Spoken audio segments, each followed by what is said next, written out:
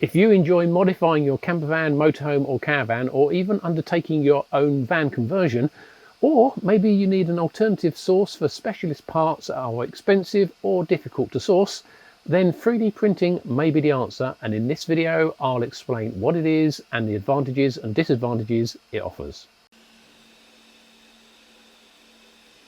Hi, it's Dave T here, and if you've looked online for products or components, especially for more uncommon uses, then you'll have likely heard or come across the term 3D printing. In this video I'll explain what this technology is and how it could be of help to you with customizing your campervan, motorhome or caravan. From unique specialist products to enabling you to design and make your own components, 3D printing has a lot to offer our pastime. So, what is 3D printing? Well, put simply, a 3D printer makes three-dimensional objects by printing them a layer at a time, similar to cutting out hundreds of paper circles of different diameters and then stacking them to form a sphere. Usually this is with molten plastic, but there are also resin or even metal 3D printers. Generally speaking though, most 3D printing is of plastic products. Now, even if you aren't interested in buying or using your own 3D printer, stick around because understanding this technology could still be of use to you. Now, 3D printing was originally very expensive and mainly used by manufacturers to prototype new designs. More recently, it has become much cheaper. For small companies with niche or variable products, the upfront cost of the tooling required for injection molding is prohibitively expensive, potentially thousands or even tens of thousands of pounds. 3D printing gives those companies a way of having almost zero upfront tooling investment at the cost of higher component pricing. For hobbyists, 3D printing is a way to create objects that would otherwise require a host of different tools and skills. If you can imagine it and design it in a computer, then you can likely 3D print it, but with some limitations.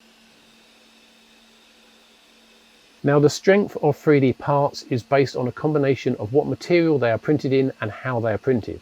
The most common 3D printing material is PLA, which is fairly cheap and doesn't give off a smelly or dangerous fumes when printing, but it's not very strong and can go a little bit limp in high temperatures. Materials such as PETG, ABS and nylon are stronger and less prone to heat, but require higher printing temperatures and ventilation for fumes whilst printing. There are also options like carbon fibre for strength and even TPU for soft rubber-like component. It's also worth knowing that many 3D printed parts are actually almost kind of hollow inside with a honeycomb-like structure. This is to reduce both the material cost and the printing time. The next limitation is printing size, with typical home 3D printers having a maximum print size of just under 1 cubic foot. More importantly, printing a large component can take hours. I'll put on screens now some pictures of components that I've printed and how long they took to print. Often the print time is the greater limitation to how big the components can be rather than the bed size. Okay, so why should you be interested in this? Well, if you're watching or hopefully subscribed to this channel, then you're probably interested in caravans, campervans and motorhomes. So how could 3D printing help you?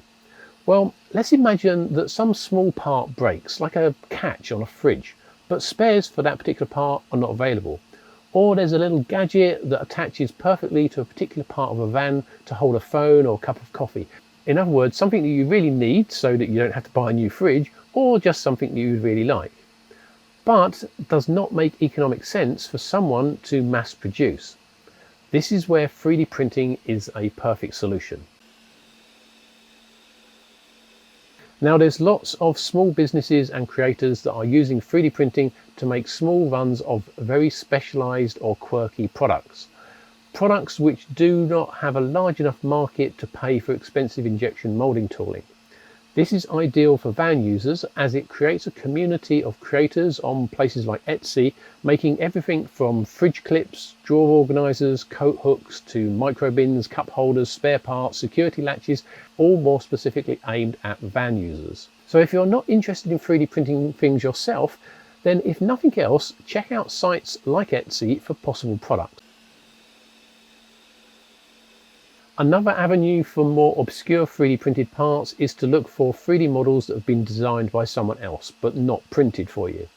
A 3D model is a computer file that stores the three-dimensional shape of an object. Unlike a drawing or photo, you can basically kind of spin this around on the computer to view it from all angles.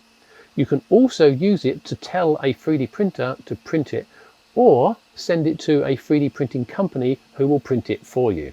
This approach of sending existing designs to a professional 3D printing company is the perfect option for finding obscure part designs and turning them into a physical part without yourself having to buy a 3D printer.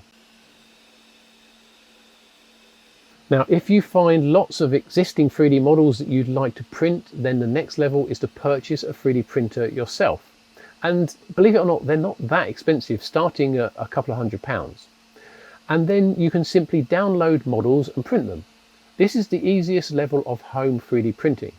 Now, you do also need to buy the material, that's the plastic, PLA or whatever that you want to print with. This comes in reels, typically of 1 kilo, and they're about £15 to £20 depending on the exact type of material and where you get it from, which might sound expensive, but actually a kilo is a lot of 3D printed parts.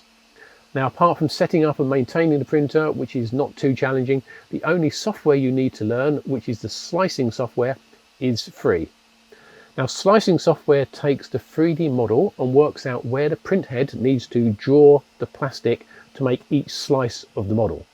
There are lots of options and you can tweak or improve speed of the print and things like that, but the main thing is how the component is positioned, since the printer can't print plastic in mid-air. So the slicer works out where support is required and prints that in addition to the actual part itself. As you can see with this simple L bracket, how it is positioned changes the print time drastically. Now, the most exciting part of 3D printing for me is the ability to design things myself and then print them. If you've followed my channel for a while, then you'll have seen that I've printed loads of components for our caravan and then later on our campervan, from plate racks to step lifters to simple brackets. Designing and printing components makes creating things so much easier. To design a 3D model, you do unsurprisingly need some software. That's 3D modeling software, and I personally use a product called Fusion 360 from Autodesk, which does have a free option. There are lots of other free software packages such as FreeCAD and Tinkercad, but Fusion 360 is one of the professional level products, so you are unlikely to be limited with what you can achieve as you progress. Now, for full disclosure, over the years I've worked for several Autodesk suppliers for many years, and no, this video is definitely not sponsored in any way. Most 3D modeling software is parametric, which basically means that you can sketch out 2D shapes and then constrain them with dimensions. So for example, you could sketch a rectangle and then set the width to be 30 millimeters and the height to be half of the width. Then maybe draw a center line and position 2 circles on it, and just for fun, section off the end of the rectangle by 5 millimeters from the end. Now, to make it three-dimensional, we can extrude the whole rectangle, less the 2 circles, leaving some holes, by 5 millimeters to give it thickness. Then that end section, we can extrude 30 millimeters to make the other edge side of the bracket. And voila, we have a bracket. Add a hole on the other side of the bracket, this time perhaps with a countersink, and just to make it look a little bit smarter, perhaps add a fillet to the edge.